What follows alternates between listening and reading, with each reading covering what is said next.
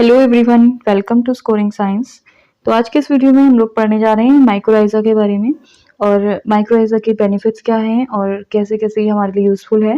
तो स्टार्ट करते हैं इसके इंट्रोडक्शन पार्ट से। जो माइक्रोराइजा टर्म था वो सबसे पहले यूज किया था एक जर्मन बॉटनिस्ट और साथ साथ में पैथोलॉजिस्ट भी थे और माइकोलॉजिस्ट भी थे। तो इनका नाम था A.B. फ्रैंक, जिन्होंने 1885 में अपने पेपर के थ्रू सबसे पहले ये वर्ड माइक्रोराइजा के बारे में बताया था। इसकी डेफिनेशन क्या है देखिए, these are a symbiotic relationship या symbiotic association between plants and roots and fungi. ठीक है, सबसे पहले हम सिम्बायोटिक एसोसिएशन के बारे में जान लेते हैं। सिम्बायोटिक एसोसिएशन ऐसा एक रिलेशनशिप होता है टू ऑर्गेनिज्म के बीच में, जिसमें क्या होता है दोनों ऑर्गेनिज्म जो होते हैं वो इक्वली या म्यूचुअली आप कह सकते हैं बेनिफिटेड होते हैं, यानी कि किसी को कोई हार्म नहीं होता है।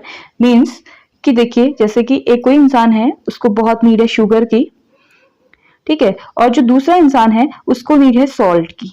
ठीक है, तो अब जो पहला इंसान है, फर्स्ट वाला पर्सन है, इसके पास तो शुगर है नहीं बट ये इससे शुगर ले रहा है। ठीक है, क्योंकि इसको नीड है शुगर की और बदले में इसको किस चीज की नीड है, इसको है सॉल्ट की नीड, जो कि ये इंसान क्या ले रहा है, इसको दे रहा है। फर्स्ट वाला पर्सन सेकंड पर्सन को दे रहा है। तो इससे क्या हो रहा है, दोनों को कोई नुकसान तो हो नहीं रहा है या एक का ही फायदा नहीं उठ रहा है, दोनों को ही बेनिफिट मिल रहा है ना। तो वही केस सिम्बायोटिक रिलेशनशिप कहलाती है। अब यहाँ पे सिम्बायोटिक रिलेशनशिप जो है वो है प्लांट के और प्लांट के रूट्स के बीच में और उसके एक फंगस के बीच में। ठीक है, तो फंगस और प्लांट रूट्स के बीच में जो सिम्बायोटिक एसोसिएशन होता है उसी को माइक्रोराइजा कहते हैं। इसकी पूरी एक्सप्लेनेशन है जिससे कि ये टर्म अच्छे से समझ में आ जाएगा। तो देखिए, एक डायग्राम है जिसमें कि माइक्रोराइजा का इन शॉर्ट आप देख सकते हो। यहाँ पे दो डायग्राम है, एक तो है जिसमें माइक्रोराइजल फंगी है और दूसरी क्या है, विदाउट माइक्रोराइजल फंगी है। ठीक है, तो देखिए ये तो आपका क्या है, श्रब्स वाला या हर्ब्स वाला पार्ट है, ठीक है, प्लांट्स का, और ये नीचे जो है आपका ये रूट्स वाले पार्ट है। ठीक है, रूट्स वाले पार्ट में जो आपको ऊपर से एक ट्रांसपेरेंट व्हाइट कलर का दिख रहा है ना, तो यही क्या है, आपका माइक्रोराइजा है, जो कि एसोसिएट है किसके साथ, रूट्स के साथ। ठीक है, और यहाँ पे आपको दिख रहा है कि यहाँ पे कोई भी ट्रांसपेरेंट व्हाइट कलर का या ट्रांसपेरेंट एसोसिएशन नहीं है। तो ये वाला जो प्लांट्स है ये विदाउट माइक्रोराइजल फंगी है।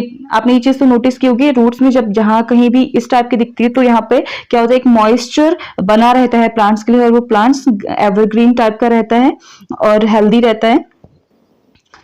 ठीक है, वो क्यों, क्योंकि उसको न्यूट्रिएंट काफी मात्रा में मिलता है जो कि माइक्रोराइजा देता है। अब इसके फंक्शंस काम क्या है वो पढ़ लेते हैं।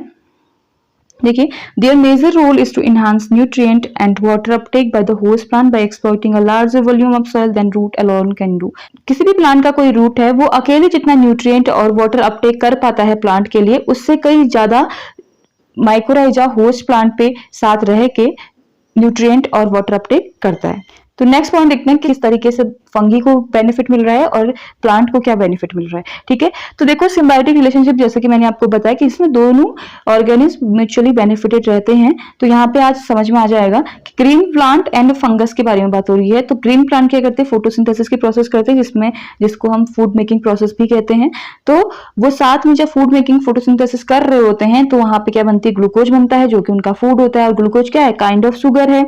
ठीक है, और ये क्या करता है, सप्लाई करता है उस खाने को जो उन्होंने खाना बनाया है प्लांट्स ने, तो वो खाने को वो फंगस को शेयर करता है या फंगस तक सप्लाई करता है। ठीक है, और जबकि इन रिटर्न फंगस क्या करता है, प्लांट के लिए वाटर और न्यूट्रिएंट्स सॉइल से लेके वहां कहां पे पहुंचाता है, प्लांट तक पहुंचाता है। और मेनली जो न्यूट्रिएंट्स फंगस प्लांट तक पहुंचाता है वो है फॉस्फोरस, और जिसकी नीड प्लांट्स को मेजरली होती है, और ये मैक्रोन्यूट्रिएंट के अंदर ही आते हैं। अब इसके बेनिफिट्स देखते हैं। तो सबसे पहले क्या है, बायो फर्टिलाइजर्स हैं।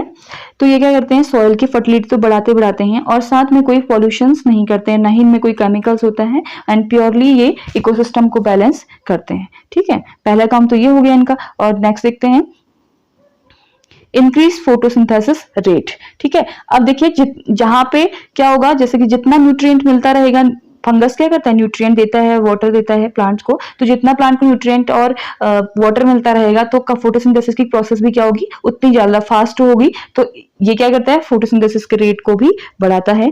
और टॉलरेंस अगेंस्ट स्ट्रेस कंडीशंस। तो स्ट्रेस कंडीशंस मींस इसका यहाँ पे ये मतलब है, कहीं कहीं पे समर में क्या होता है कि वाटर की सेक्रेसिटी हो जाती है, कमी हो जाती है। तो उस टाइम पे क्या होता है कि ये उस स्ट्रेस को टॉलरेट करने के लिए, यानी कि उसकी कमी होने ही नहीं देता है, पानी की कमी होने ही नहीं देता है प्लांट्स को, तो ये चीज भी कम करता है। And third one, resistance to soil and root borne pathogens. Pathogens means होते हैं आपकी डिजीज या रोग आप कह सकते हैं। तो वहां पे भी प्लांट को उससे लड़ने की क्षमता देता है कि प्लांट को ज्यादा इफेक्ट ना पड़ पाए पैथोजन से। ऐसी डिजीज जो रूट्स में अराइज होती हैं वहां उससे लड़ने की क्षमता देता है। नेक्स्ट है बेटर अपटेक ऑफ न्यूट्रिएंट्स। और न्यूट्रिएंट्स का अपटेक तो मैंने आपको बता ही दिया, जैसे कि फास्फोरस सबसे ज्यादा सॉइल से प्लांट तक पहुंचाता है माइकोराइजा थ्रू रूट सिस्टम, और साथ में नाइट्रोजन भी।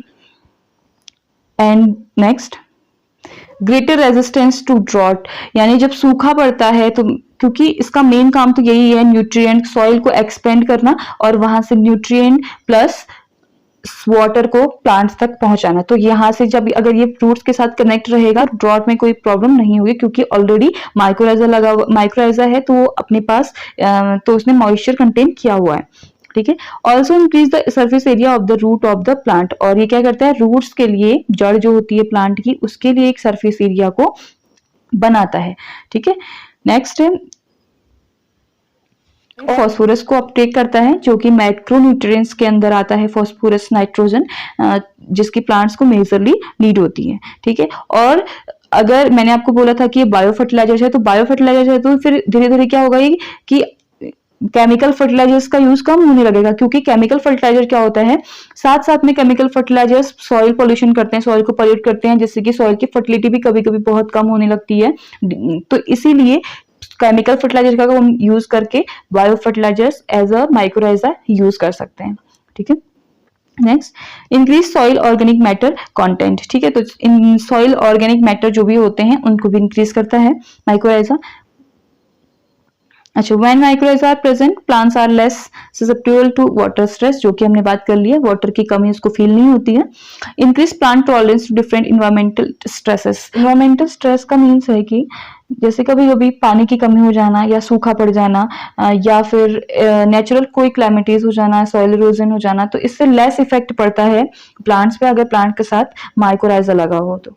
ठीक है। अब बात करते हैं टाइप्स ऑफ माइक्रोराइजा की, और साथ साथ में इसको बोलते हैं पोटेंशियल डिजीज कंट्रोल एजेंट भी बोलते हैं इसको, जो कि क्या करता है, डिजीज को कंट्रोल करने का काम भी करता है। ठीक है।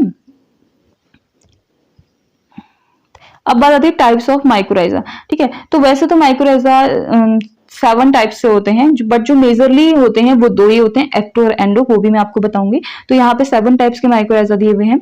देखो, सबसे पहले है आपका एंडो आर्बस्कुलर, एक्टो एंडो, आर्बुटॉइड, मोनोट्रोपॉइड, एरिकॉइड, ऑर्किडेसियस माइक्रोराइजा।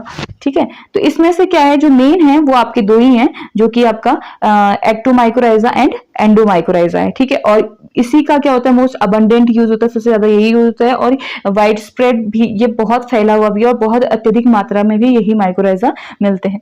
एक एक्टो माइक्रोराइजा और दूसरा एंडो माइक्रोराइजा। एक्टो और एंडो माइक्रोराइजा में क्या डिफरेंस है और इनकी क्या डेफिनेशन है, इनका काम क्या रहता है, तो ये इनमें क्या सिमिलरिटीज हैं, ये सारी चीजें हम नेक्स्ट वीडियो में पढ़ेंगे। तो अभी एग्जांपल्स देख लेते हैं माइक्रोराइजा लुक्स लाइक कैसा रहता है। लेकेरिया लेकेटा ही एक फंगस का ही एक डिवीजन है, जो कि इडिबल मशरूम के रूप में भी लिया जाता है, इसको खा सकते हैं हम लोग, और ये नॉर्थ जोन में ज्यादा पाया जाता है, लेकेरिया लेकेटा। ठीक है। अब नेक्स्ट है ट्राइकोडर्मा है, ये स्टार्टिंग में ट्रांसपेरेंट टाइप का होता है, बट ये जब धीरे धीरे ग्रो करता है तो ये भी येलोइश कलर का होने लगता है या डार्क व्हाइट कलर का होने लगता है। ठीक है। ये भी एक फंगी के ही फाइलम से बिलोंग करता है।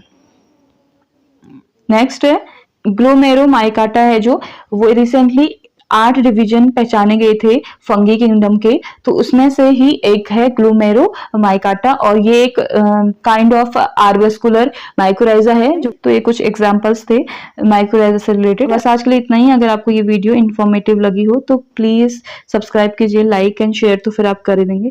Thanks for watching.